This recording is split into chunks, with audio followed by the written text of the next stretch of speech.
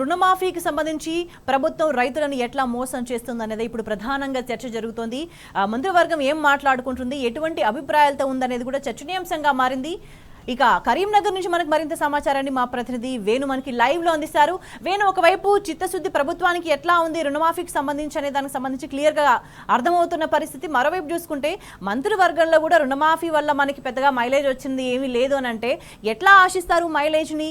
గతంలో ఉన్న దానికంటే మెరుగ్గా చేస్తామని చెప్పేసి వాళ్ళు ఒక హామీ ఇచ్చి ప్రజల్ని మోసం చేసి అధికారంలోకి వచ్చినప్పుడు వాళ్ళు ఇచ్చిన మాట ప్రకారం దాన్ని అమలు చేస్తే మైలేజ్ వస్తుంది, లేదంటే దానికంటే ఉన్నదానికంటే బెటర్ స్కీమ్ కానీ మంచిగా పరిపాలించి ప్రజలకు మరింత లబ్ధి చేకూర్చే విధంగా చేస్తే మైలేజ్ వస్తుంది. కానీ ఉన్నదానికంటే నీచ స్థితికి తీసుకెళ్లి ఇబ్బందులు పడే స్థితికి తీసుకెళ్లి మంత్రివర్గం కానీ ప్రభుత్వం కానీ ఒక ప్రజల్లో ఒక మైలేజ్ రావాలని ఎక్స్పెక్ట్ చేయడము, దానికి సంబంధించి ఉన్న సంక్షేమ పథకాలు కూడా అమలు చేయకుండా ఉన్న బెనిఫిట్స్ అన్ని కూడా ఎంతో కొంత కూడా ప్రజలకి మంచిగా ఉండే వెసులుబాటు కల్పించకుండా దిగజారిపోయే జీవన స్థితిని ఇచ్చి వీటన్నిటిని ఎక్స్పెక్ట్ చేయడాన్ని ఎట్లా చూడాలి? ప్రజలు కానీ రైతులు కానీ ఈ అటెన్షన్ డైవర్షన్ పాలిటిక్స్ సమస్య గురించి మాట్లాడితే దాని గురించి మాట్లాడకుండా ఇంకో ఏదో విషయాన్ని తెర మీదకి తీసుకొచ్చి దాని గురించి చర్చ జరిగేలా చేయడానికి ఎట్లా తీసుకునే అవకాశం కనిపిస్తుంది జిల్లాలో?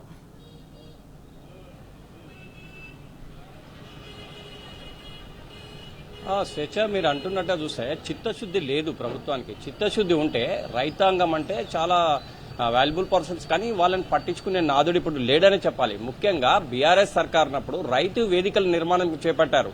అంటే ఈ రైతు వేదికలు ఎందుకు నిర్మాణం చేపట్టారంటే రైతులకు ఏమైనా ప్రాబ్లమ్స్ అంటే వ్యవసాయం సంబంధించి కానీ పురుగుల మందులు ఎట్లా చల్లాలి, ఏ వ్యవసాయం ఎప్పుడు చేయాలి ఏందనే దాని కోసం అని చెప్పి కట్టినటువంటి ఈ రోజు రైతు వేదికలన్నీ కూడా సమస్యల క్షేత్రాలుగా మారిపోయినాయి. అంటే అగ్రికల్చర్ ఆఫీసర్స్ వచ్చి అక్కడ రైతులకు సంబంధించిన సమస్యలను పరిష్కరించేందుకు రైతు వేదికలు మారిపోయినాయని చెప్పాలి ఈరోజు. ఎందుకంటే యాక్చువల్ రైతు వేదికలు అంటే రైతులకు సంబంధించి పంట రుణాలు ఎట్లా తీసుకోవాలి, ఏ విధంగా దాన్ని ఏ విధంగా ముందుకు తీసుకెళ్లాలి, ఇంకా పంట ఎక్కువ పండాలంటే ఏం చేయాలని అంటే వాటి గురించి చర్చించి రైతులతోటి అగ్రికల్చర్ ఆఫీసర్ చర్చించాల్సినటువంటి రైతు వేదికల్లో ఈరోజు రైతుల సమస్యల వలయంగా మారిందని చెప్పొచ్చు. ఎందుకంటే వీళ్ళకి చిత్తశుద్ధి అనేది ఉంటే యాక్చువల్గా వీళ్ళు ఎంతమంది ఇప్పుడు క్యాజువల్ అయితే రైతాంగానికి సంబంధించి చూసుకుంటే బ్యాంకర్స్ కానీ ఇటు అధికారులు కానీ ఒకసారి కూర్చుంటే అసలు ఎవరు ఎంతమంది ఒక గ్రామానికి సంబంధించుకుంటే ఒక యూనిట్గా తీసుకుంటే ఎంతమంది రుణం తీసుకున్నారు, ఇందులో ఎంతమంది అర్హులు అనే దాని మీద చర్చించాల్సిన అవసరం ఉంది. కానీ త్వరగా దీన్ని ఏదో చేశామన్నట్టుగా చూశారే కానీ ఎక్కడ కూడా దీనిపైన రివ్యూలు పెట్టలేదు. మరోవైపు చూసుకుంటే ఇటు అధికారులకు కానీ బ్యాంకర్స్కి అసలు సమన్వయమే లేదని చెప్పాలి. ముఖ్యంగా అంటే ఒక రైతు సామాన్య రైతుకు ఏముంటుందంటే 2 లక్షల రుణమాఫీ ప్రభుత్వం చేస్తా అన్నది కదా, అంటే ఈ ప్రభుత్వంలో నా రుణమాఫీ అవుతుంది అనుకుంటాడే కానీ టెక్నికల్ సమస్యలు ఉంటాయి. నాది రుణం మాఫీ కాదు అంటే బ్యాంకు పోతే నీ పేరు లేదు, నీ ఆధార్ కార్డు నీ పేరుకున్న దీనికి చాలా డిఫరెన్స్ ఉంది, టెక్నికల్ ప్రాబ్లం అంటే వాళ్ళకి ఇవన్నీ అర్థం కావు. ఒకటే ఏంటంటే రైతులు సమాధానం ఏంటంటే నేను ₹1,00,000 రుణం తీసుకున్నా ఇది మాఫీ అవుతుంది అనుకుంటాడు. కానీ ఒక ఊరికి పోతే 100 మంది ఉంటే అలా 20-30 మంది కూడా మాఫీ కాలేదు వాళ్ళ. అందుకే ఏమైతుందంటే ఉమ్మడి కరీంనగర్ జిల్లా వ్యాప్తంగా ఎక్కడ చూసినా కానీ రైతులు ధర్నాలు రాస్తారోకోలు చేసుకుని రోడ్ల మీదకి వస్తున్నటువంటి పరిస్థితి. అంటే ఈ దుస్థితికి కారణం ఎవరు అంటే రాష్ట్ర ప్రభుత్వం ఇచ్చిన మాట ప్రకారం. ఇప్పుడు చూడబోతే ఎట్లుందంటే రైతుల పరిస్థితి అన్న వస్త్రాలు పోతే ఉన్న వస్త్రాలు పోయినట్టు అవుతుంది.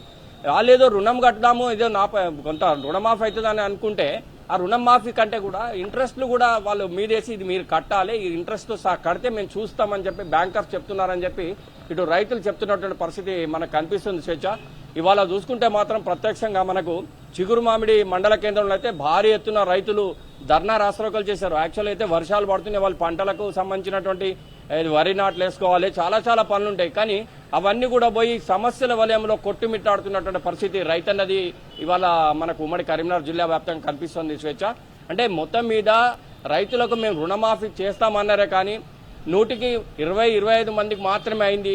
గ్రామీణ ప్రాంతాల్లో అయితే ఇటు పాస్బుక్ అటు వీళ్ళకి సంబంధించినటువంటి బ్యాంకు పాస్బుక్ ఇటు సంబంధించినటువంటి వ్యవసాయ పాస్బుక్ ఇవన్నీ పట్టుకొని ఇటు బ్యాంకు చుట్టూ ఇటు బ్యాంక్ కాకపోతే అధికారులు కాకపోతే బాబు నువ్వు అగ్రికల్చర్ ఆఫీసర్లు కాదు అంటే అగ్రికల్చర్ ఆఫీసర్ నువ్వేమన్నా అప్లికేషన్ ఉంటే ఇచ్చిపోవా నేను తర్వాత చూస్తా అంటున్న వాళ్ళు. కానీ ఇలాంటి మాటలు మాట్లాడినప్పుడు రైతాంగంలో ఒక రకమైనటువంటి నిర్వేదం కనిపిస్తుంది మనకు. ఏంటంటే ఈ రుణమాఫీ చేస్తారా చెయ్యరా ఏదో ఒకటి చెప్తే అయిపోతుంది, కానీ మమ్మల్ని ఈ విధంగా పిచ్చోళ్ళలాగా తిప్పుతా ఉన్నారని చెప్పి ఆవేదన ప్రతి రైతు వ్యక్తం చేస్తున్నటువంటి పరిస్థితి చాలా చోట్ల కనిపిస్తుంది స్వేచ్ఛ. అంటే నిజంగా చిత్తశుద్ధి ప్రభుత్వానికి ఉంటే దీని మీద ప్రత్యక్ష కార్యాచరణ చేపట్టాలి, అధికారులతో మాట్లాడాలి, బ్యాంకర్స్ తో మాట్లాడాలి. అసలు ఏం జరుగుతోంది, గ్రామీణ పట్టణ ప్రాంతాల్లో ఎంతమంది రైతులు ఉన్నారు, ఎంతమంది మాఫీ చేయొచ్చు.